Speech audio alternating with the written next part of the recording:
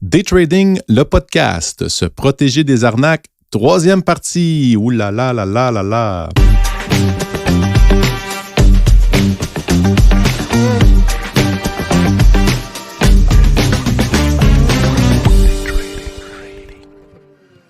Bien le bonjour à tous, bien heureux d'être parmi vous encore une fois. On est sur une lancée. Écoutez, quand on est rendu à faire 3 parties sur un sujet, c'est parce que le sujet d'un nous passionne, mais comme le trading en général, mais ce sujet-là, ça a l'air que nous passionne. Ce qui est particulier, c'est que quand on a commencé à travailler les idées, au début, je disais, hey, on n'aura pas assez de temps, on n'aura pas assez de temps, mais on n'aura pas assez de matériel, on va manquer de stock, on n'a rien à dire, puis ça a déboulé, puis c'est incroyable comment on peut ressortir des choses.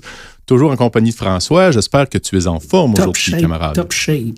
Puis oui, c'est ça, on pense tout le temps à faire 1 ou 2 podcasts, mais là, c'est rendu celui-là, je ne sais pas si c'est notre 2e ou notre 3e, mais il y a du matériel. On pourrait quasiment y aller à 4-5, mais bon, on va essayer de rester concis parce qu'il y a plein d'autres sujets. Oui, puis tu en avais annoncé un la dernière fois, donc on va essayer de travailler ça aussi. Donc, pour commencer directement dans le sujet, j'aime bien faire un retour. On a fait un retour la dernière fois, donc on va faire un retour sur le dernier point qu'on a discuté la dernière fois, qui était le wash trading. Et les choses que j'avais envie de partager, qu'on avait omis la dernière fois, dans le fond, c'est lesquels les marchés qui sont les plus propices à ça, à se faire, à ce qu'une grosse institution puisse influencer. Moi, celui qui me vient tout de suite à l'esprit, c'est les penny stocks. Qu'est-ce que tu en penses, François? On va commencer avec un ouf. Ceux qui me connaissent, les penny stocks, je ne suis pas très amateur de penny stocks. J'aime bien les penny stocks seulement pour la spéculation court terme, mais il y a beaucoup de... C'est pas moi qui l'invente, là, c'est pas moi qui le dis. Il y a beaucoup d'arnaques, il y a beaucoup de... Le fameux pump and dump dans les penny stocks. Donc, oui. Il y a beaucoup d'arnaques là-dedans. Et puis, le monde, malheureusement, se font prendre. Mais la pas du gain, hein, acheter un titre à 2 cents et le revendre à 1 pièce, c'est très alléchant. Tu sais, dire j'ai acheté 50 000 actions à 2 cents, puis si ça monte juste à 1 $, je vais faire 50 000 $. Mais bref, il y a beaucoup de manipulations. Tu sais, les fameux OTC, les pink sheets, j'imagine que vous l'avez tous vu, mais sinon, ceux qui ne l'ont pas vu, regardez le loup de Wall Street avec Leonardo DiCaprio, c'est exactement ça. Dans le temps, il faisait ça sur papier, mais maintenant, ça se fait un peu... ça se fait électroniquement. Il n'y a rien qui a changé, juste l'outil pour le faire. Sinon... Tantôt, tu parlais aussi hors onde, la fameuse crypto-monnaie. Donc, vas-y, toi, qu'est-ce que tu en penses, Patrick? Ben, c'est ça, c'est que, moi, ce que je pense, c'est que dans le fond, si le produit qu'on transige n'a pas un gros volume, tu sais, comme le market cap, il est tout petit, si on veut, parce que des cryptos... Tu sais, le Bitcoin, on dit « Oh, wow, c'est gros le Bitcoin », mais c'est tout petit là, si tu compares à d'autres marchés. Là. C'est vraiment pas... Si tu compares à l'euro, le Bitcoin, c'est miniature. Là. Donc, mais il y a des cryptos, il y en a des centaines et des centaines, fait qu'il y en a qui sont encore plus petits. Donc, c'est facile pour ces grosses institutions-là d'influencer avec leurs techniques. Puis des fois, ce qu'on voit aussi, que ça soit le crypto ou autre chose, ou peu importe le produit, mais ce qu'on entend parler, le stop hunting, les chasseurs de stop.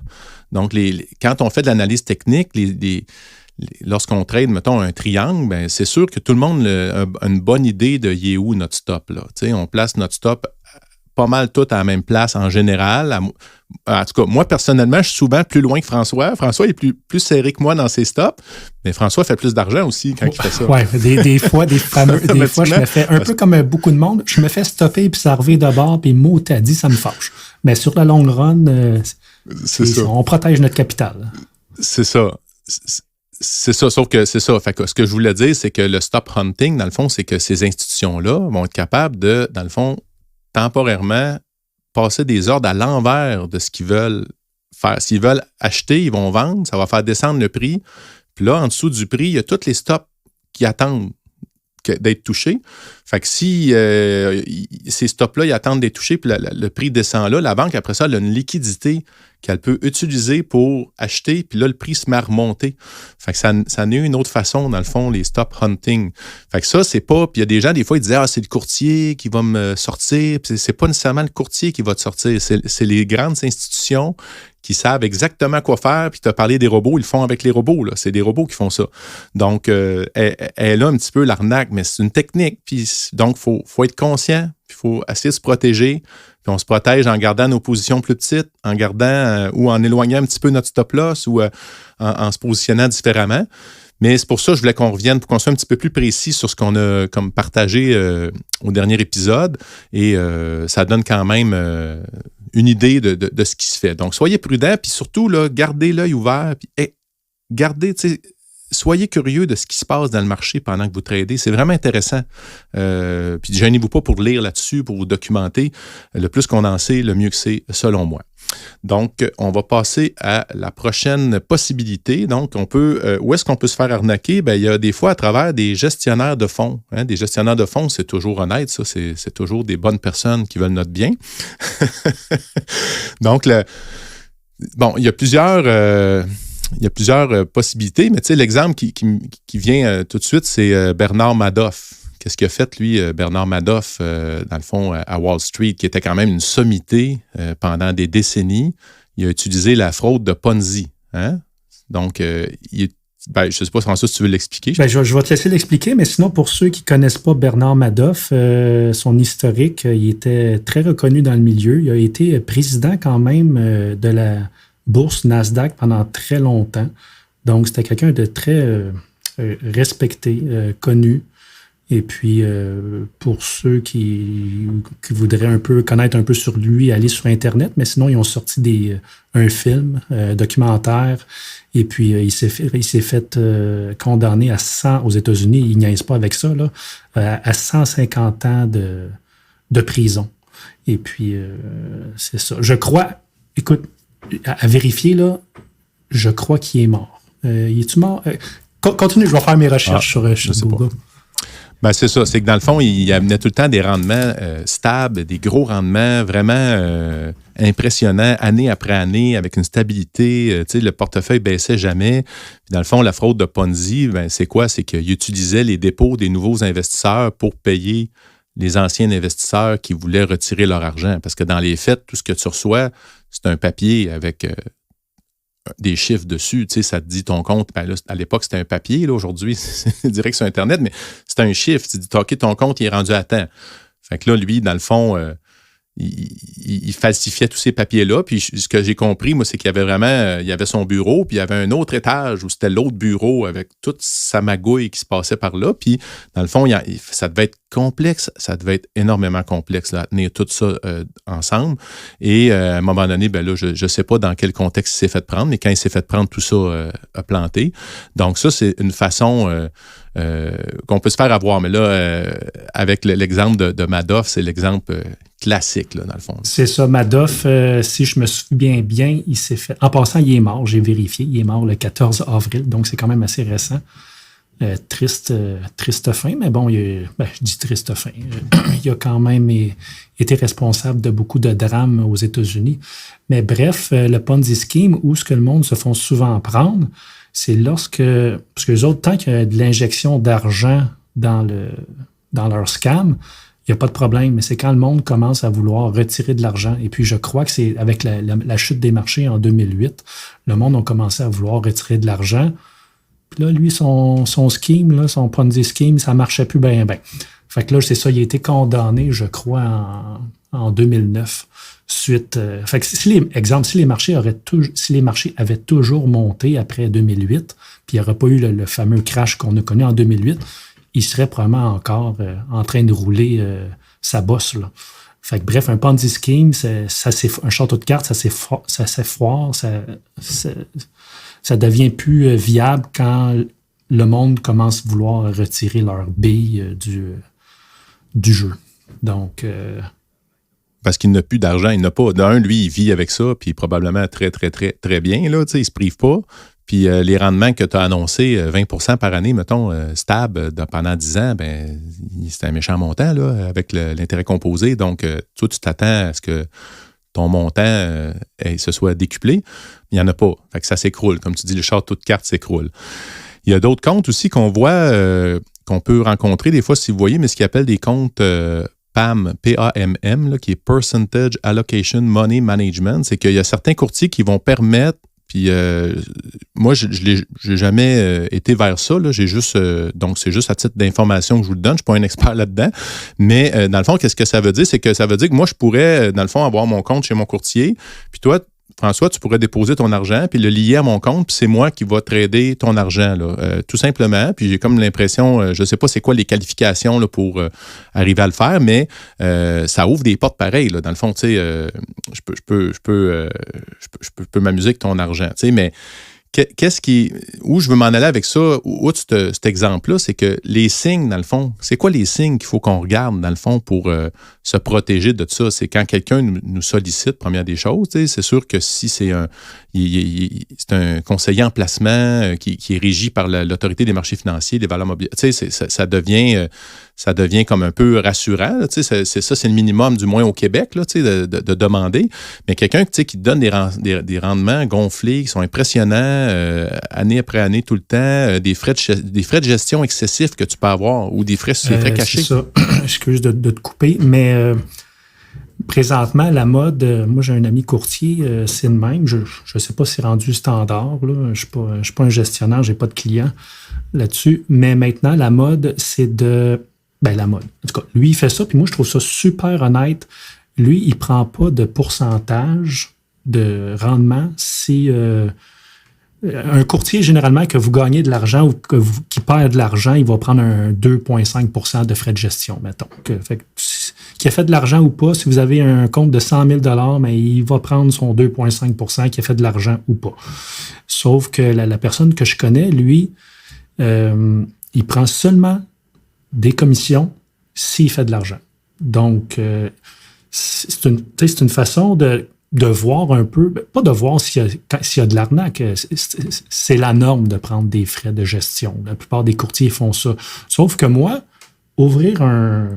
avoir une somme quand même importante, aller chez un courtier ou un négociateur, puis il vous dit, évidemment, il faut tout faire nos due diligence, il faut faire nos devoirs. Est-ce qu'il y a toutes ces licences, l'AMF, pour négocier tout ça, gérer notre argent?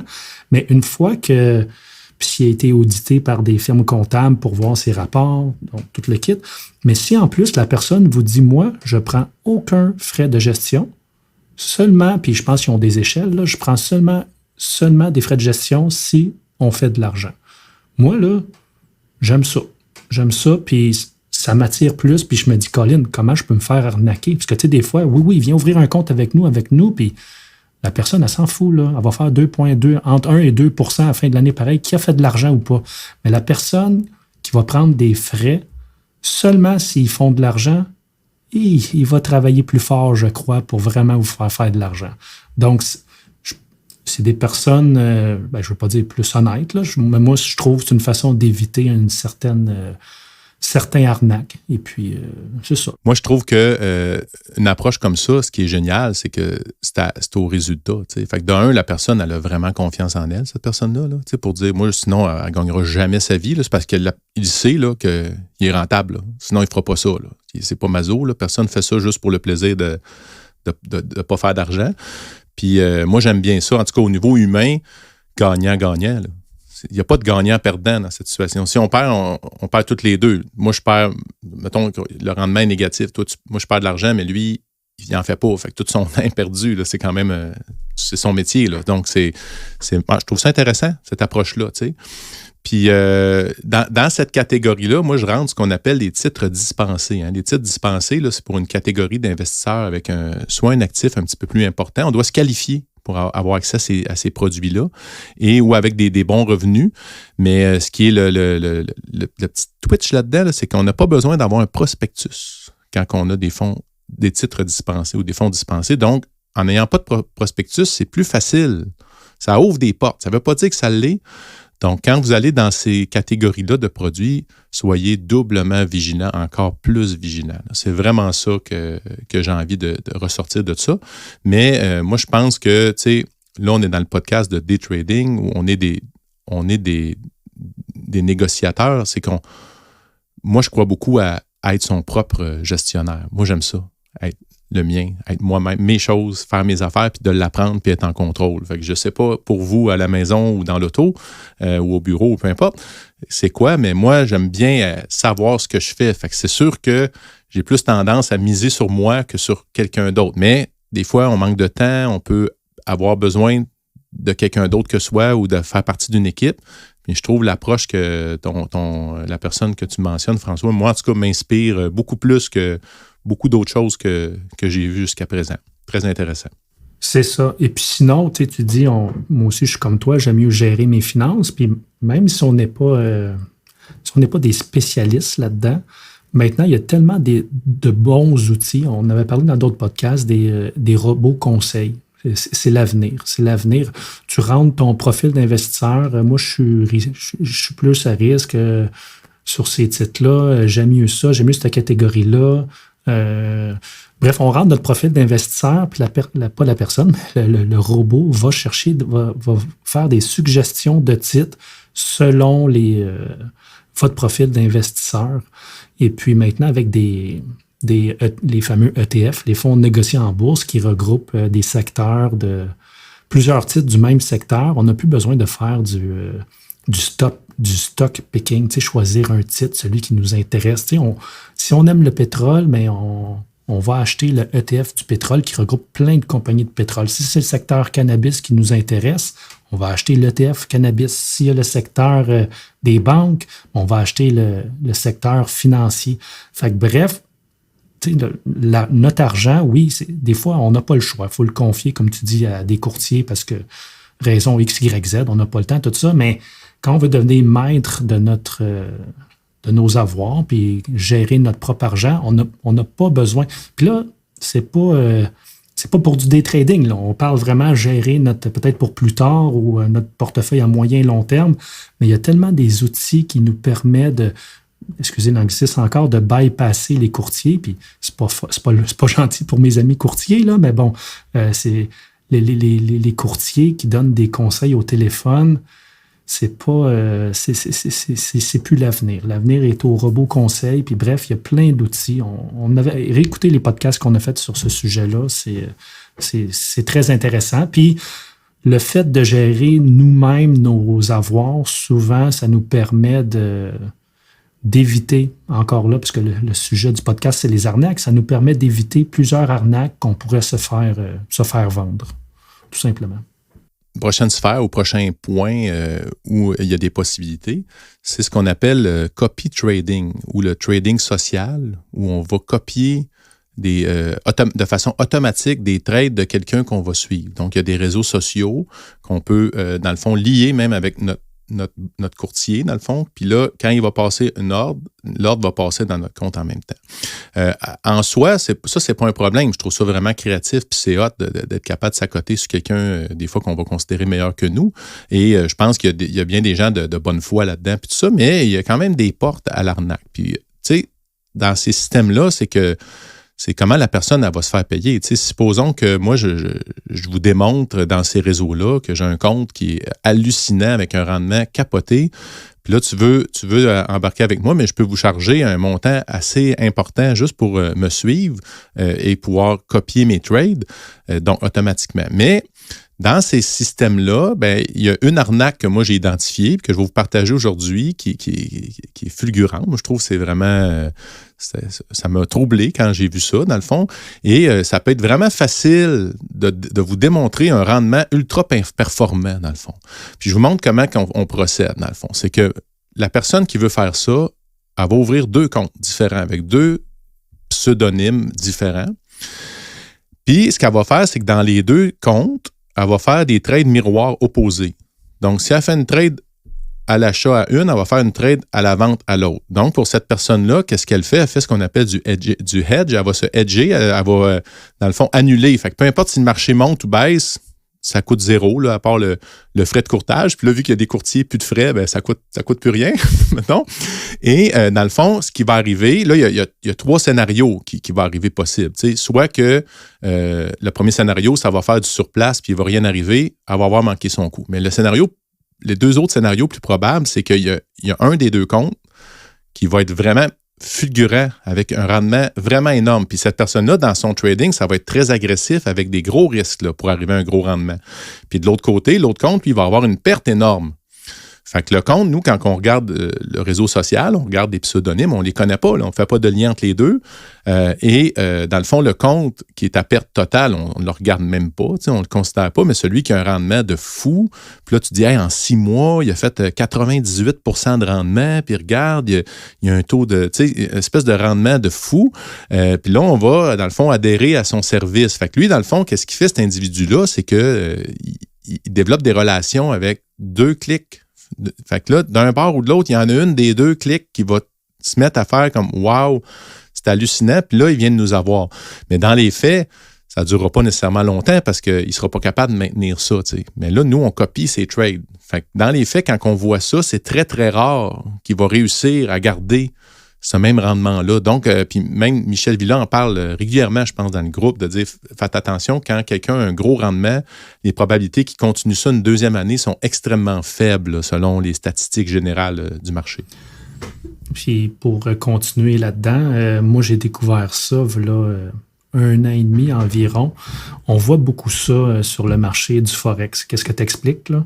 Et puis il y a quelqu'un qui m'a montré qui trade le Forex avec les amateurs de Forex. Vous connaissez toute la plateforme MT4, MetaTrader. Ben là, c'est rendu MT5, MT4, peu importe. Moi, je n'utilise pas cette plateforme-là. Mais bref, il m'a dit, regarde ça, je peux acheter et je peux vendre en même temps, puis ça me montre 2 positions différentes. Puis c'est dans le même compte. Moi, je suis avec Interactive Broker. Si j'achète, on va dire, un lot d'une paire de Forex et puis je vends un lot d'une paire de Forex, mon net est 0. J'ai plus de position. Mais lui, il avait acheté, exemple, un lot d'une paire GJ, le livre sterling contre le yen. Et puis, en même temps, il vend un lot GJ. Fait que là, ça dit qui est long, un lot, et qui est short, un lot. Et puis là, quand le marché montait, il faisait, exemple, 1000 $ avec sa position haussière, puis il perdait 1000 $ avec sa position baissière. Là, il dit, regarde ça, je vais fermer ma position baissière. Là, il perdait 1000 $, mais on voyait toujours le plus 1000 $ de l'autre côté. Fait que là, il dit, le monde, à cette heure, sur Instagram, avec MT4, ils font juste montrer le compte qui fait de l'argent. Donc, ça résume très bien l'exemple que tu as donné, mais dans le monde du Forex, quand j'ai vu ça, j'ai dit, wow, j'ai dit, ça n'a pas d'allure. Fait que maintenant, à chaque fois que je vois quelqu'un qui trade du Forex avec avec MetaTrader, c'est une très bonne plateforme, là, mais je ne vois pas l'utilité. Si on achète un lot et on revend un lot, exemple, on va parler en actions, là, si vous achetez 100 actions et vous revendez 100 actions, le net, c'est 0. Donc, je ne comprends pas pourquoi la plateforme permet ça d'avoir une position haussière, puis si on fait une vente à découvert de 100 actions, c'est comme 2 positions différentes. Je ne vois aucune utilité parce que si on perd 1000 $ et on fait 1000 $, au bout de la ligne, c'est 0. Donc, la seule utilité que je vois, c'est de pouvoir arnaquer le monde. Là. Je ne dis pas que ce n'est pas une bonne plateforme, là. Mais bref, les arnaqueurs là, sont tous sur MT4. Ils ne seront pas sur d'autres plateformes parce que je ne veux pas bâcher du tout la compagnie, là, mais toutes les arnaques que j'ai vues, puis je n'ai dit à plusieurs personnes dans la communauté, il faut tellement être prudent. Toutes les arnaques, parce qu'encore là, le podcast, c'est sur les arnaques. Toutes les arnaques que j'ai vues sur le Forex, ça s'est fait à partir de MT4. Je ne veux pas nommer de nom, on les connaît beaucoup, mais bref, à chaque fois que vous voyez quelqu'un sur Instagram, c'est drôle, ils ont tous 20 ans et ils sont tous sur Instagram. Encore là, il y a beaucoup de bons traders qui ont 20 ans. Mais je dirais que 90% des arnaqueurs ont entre 20 et 25 ans, sont sur Instagram, ça transige avec MT4, ça fait des fortunes, mais ça reste encore dans le sous-sol de leurs parents, puis ça se promène en Honda Civic. Mais ça fait des 10-15 000 par jour. Donc, c'est facile c'est facile de trouver des arnaques là, avec ton histoire de 2 comptes. Là, c'est ridicule. Surtout dans le côté Forex. Là, dans le même compte. Oui, dans le même compte en plus. Toi, tu me dis, c'est fou. Comme tu dis, dans le fond, tu ouvres 50 ordres, puis tu en ouvres 50 que tu achètes, puis 50 que tu vends. Tu attends une couple d'heures, tu fermes toutes celles qui sont en perte, tu laisses juste celles qui sont ouvertes. Fait que là, tu as 50 ordres ouvertes à 1000$ de profit. Puis là, tu dis, garde, depuis un matin, ça fait rien que 3 heures, regardez, je suis actif. Puis là, tu fais une vidéo. Puis là, tu es capable de démontrer à court terme, en tout cas, que tu as eu un rendement. Donc, oui, effectivement. Puis, en tout cas, pour ton information, François, MetaTrader ou MT4 ou MT5, c'est quand même une super bonne plateforme, super stable et tout ça. Oui. Mais c'est le courtier qui permet ça parce qu'il y a des courtiers qui bloquent ça. Tu sais, dans MT4, il y en a qui ne vont pas te laisser le faire, le hedging comme ça. Fait que le courtier le permet. Dans le fond, la plateforme le permet, mais c'est si le courtier, lui, le permet ou pas. Ça fait que, dans le fond, le MT4, c'est juste la plateforme. Ça dépend chez le courtier qu'on y va. Donc, si on brancherait j'imagine, si on brancherait un MT4 chez Interactive Broker, ça serait impossible de faire ça. Il ne te laissera pas le faire. Non, c'est ça. OK. C'est ça. Ça va faire, comme tu dis, ça va liquider ta position quand tu vas le faire.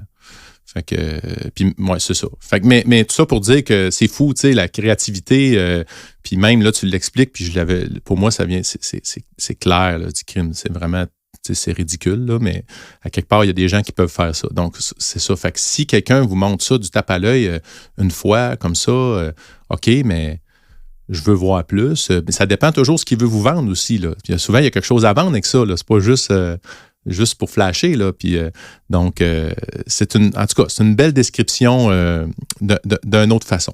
Ce qui m'amène au prochain sujet. C'est un sujet délicat parce que c'est les signaux de trading. Donc, faut faire attention à ça. Je sais que François, lui, il y en a deux services de signaux de trading. C'est ça. Faut demander, moi, je trouve, plus l'historique de la personne. Ça fait combien de temps qu'elle est là? À quel point elle est établie? Comme j'expliquais je sais pas si c'était l'autre épisode d'avant, mais en tout cas, François, moi, ça m'a pris 1 an, tu sais, avant de dire que j'y accorde ma confiance. Moi, j'accorde pas la confiance automatiquement à quelqu'un facilement. En tout cas, il y a un travail, on doit s'apprivoiser, c'est comme un couple, là, tu sais, on va se découvrir, puis à un moment donné, on fait confiance ou pas. Et à un moment donné, c'est sûr qu'il y a un acte de foi, là, si vous voulez le faire. Moi, les signaux, de la façon dont je le vois, puis de la façon que je l'ai approché, puis autant avec François qu'un autre, c'est que je le prends aussi comme un cours.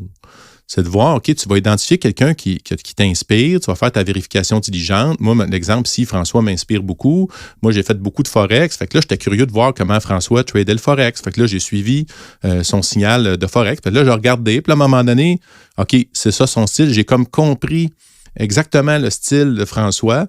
Puis après ça, j'ai vu les similitudes puis les différences avec moi. Puis ça m'a challengé, dans le fond. Puis il y a des choses que ça m'a permis de devenir meilleur. Il y a des choses que ça a confirmé qui ne me ressemblaient pas. Donc, je l'ai vu comme ça. Après ça, au niveau des actions, là, le Club des initiés, par contre, c'est que c'est pas juste c'est pas juste des signaux non plus, c'est qu'il y a vraiment de la formation, il y a du live. François, il donne énormément de son savoir. Donc, ces fameux signaux-là, est-ce qu'ils viennent juste dans Telegram avec rien d'autre ou, dans le fond, ça vient avec un package d'autres choses, tu sais. Fait que le gain comme ça, votre investissement, parce que souvent, c'est un coût par mois, vous pouvez l'évaluer en disant, est-ce que ça vaut ça, ce montant-là, pour moi, dans l'apprentissage de tout ça. Parce que l'objectif, c'est de suivre quelqu'un, mais l'objectif ultime, c'est d'être capable de le faire soi-même. Parce que juste suivre quelqu'un, la personne, elle disparaît. Tu n'es pas plus capable de trader après, là. Tu sais, si tu as juste suivi aveuglément des entrées, moi, j'y crois pas à ça. Je crois vraiment à l'approche pour l'apprentissage. Pour revenir aux fameux signaux, les alertes, là, j'essaie d'être prudent parce que, comme tu dis, j'offre un service de ça, mais je vais parler en général, puis ça inclut mon service aussi, là. Puis je veux pas faire de publicité là-dessus. Je veux simplement dire, quand vous vous abonnez à des services de signaux, c'est très important, comme tu as dit, Patrick, de faire ses devoirs, ses due diligence, savoir c'est qui cette personne-là, c'est quoi son background, qu'est-ce qu'il fait comme métier. Et puis, quand on s'abonne à un service de signaux, il y en a des très bons, il y en a des moins bons, il y en a qui sont honnêtes, il y en a qui ne sont pas honnêtes. L'important, moi, je trouve que quand vous abonnez à des services de signaux, que ce soit moi ou n'importe qui, c'est pas seulement de dire j'achète là ou je vends là. Il faut que ça vienne, comme Patrick dit, moi, qu'est-ce que j'aime bien, c'est apprendre à pêcher, montrer au monde apprendre à pêcher. Donc, quand j'envoie jamais, anyway, de toute façon, de achète là, vends là, c'est pas ça mon but. Moi, j'envoie souvent une analyse, un graphique, puis qu'est-ce que je vois d'intéressant dans le graphique. Après ça, la personne prend des décisions à partir de ça. Et puis après ça, on discute dans le chatroom live des différentes analyses que j'ai faites, dont j'explique le pourquoi. Donc, si vous abonnez un service d'alerte qui dit « achète-là, vends-là », c'est correct, ça peut répondre à un certain besoin, mais moi, j'aime mieux comprendre pourquoi cette personne-là dit fait des recommandations, exemple, sur un titre. Et puis, c'est ça. Mais de toute façon, moi, je ne veux pas faire de recommandations. Je veux publier des alertes, des graphiques, et puis le monde qui prenne leurs décisions. Mais j'aime bien me faire challenger. J'aime ça que le monde pose des questions. Pourquoi?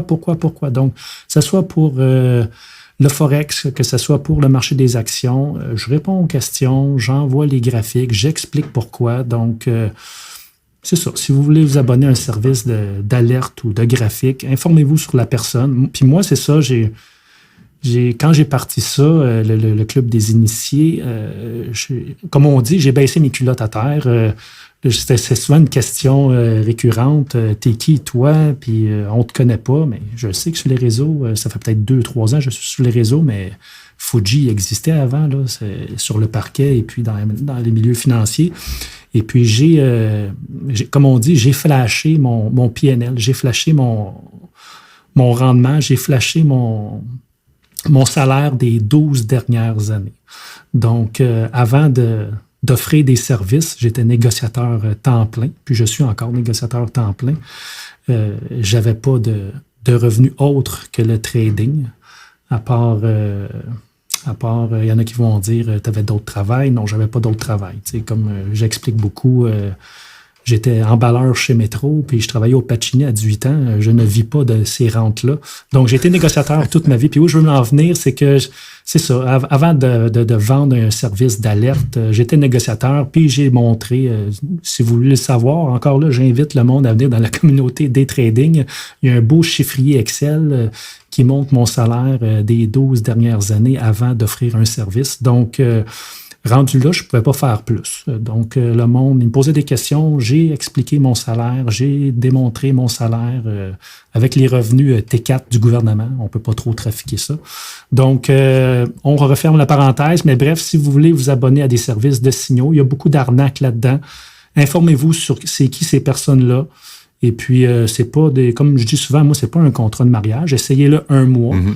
Et puis, si vous n'aimez pas ça, vous cancellez le service. Mais l'important, comme Patrick dit, c'est d'apprendre à trader. C'est pas nécessairement copier-coller. C'est d'apprendre à trader avec ces services d'analyse ou de signaux-là. C'est ça. Mais le point de l'essayer, je trouve ça bien. Tu sais, c'est comme, moi, je me dis des fois, quelqu'un qui prend un cours de guitare à chaque semaine, ben, ça coûte plus cher que ça, des fois, qu'un signal. Fait que tu as le droit de dire, ben, je vais l'essayer 1 mois, 2 mois, je vais voir. Si ça ne te colle pas à la peau, ça ne marche pas, ça ne te ressemble pas. Si les signaux y arrivent aussi au mauvais moment dans ta journée, là, tout le temps quand tu travailles, ben, tu as le droit d'arrêter. Donc, tu as le droit de les essayer, mais il faut y aller prudemment. Alors, j'ai le plaisir de vous annoncer officiellement qu'on va avoir un 4e épisode parce que ça a l'air qu'on a plus de stock que de temps. C'est merveilleux. C'est un heureux problème. On va arrêter là pour aujourd'hui encore une fois. En tout cas, si vous aimez ça, moi, je suis déjà impatient de continuer. Dans le prochain épisode, on va couvrir encore quelques points, mais on va aussi regarder un petit peu plus en profondeur comment se protéger, comment repérer l'arnaque par soi-même, comment développer son sens critique. C'est ce qu'on va faire dans le prochain épisode. Donc, jusque-là, ben, je vais vous souhaiter d'être prudent et d'être vigilant dans vos démarches, dans votre trading. Je vais vous souhaiter un très grand succès d'ici le prochain épisode. À très bientôt, chers traders!